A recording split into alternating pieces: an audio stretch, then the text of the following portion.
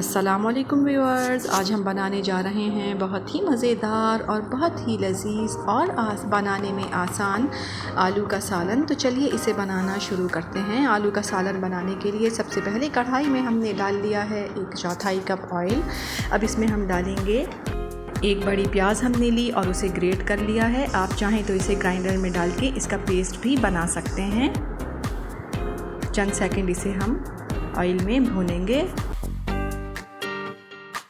अब इसमें हम शामिल करेंगे 2 टमाटर और साथ ही हम इसमें शामिल कर देंगे 1.5 टीस्पून नमक, 1 टीस्पून लाल मिर्च पाउडर, आधा टीस्पून हल्दी पाउडर और 1 टीस्पून हम इसमें शामिल करेंगे कलौंजी। इसे चलाएंगे और अब इसे 2 से 3 मिनट के लिए कवर कर देंगे। ये देखिए 3 मिनट हो चुके हैं। अब इस मसाले को हम अच्छी तरह से भून लेते हैं।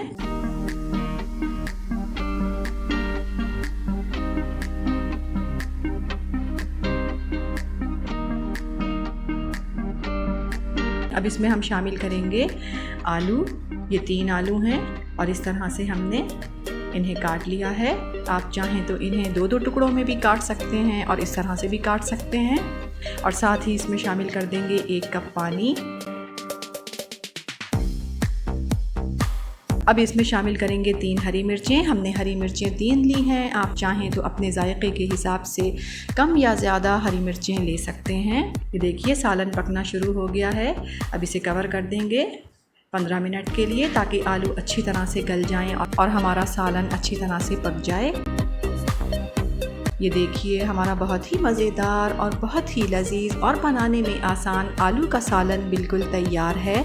इस रेसिपी को ट्राई ज़रूर कीजिएगा। पसंद आए तो लाइक कीजिएगा, चैनल को सब्सक्राइब कीजिएगा और अपना बहुत ख्याल रखिएगा। अल्लाह हाफिज़।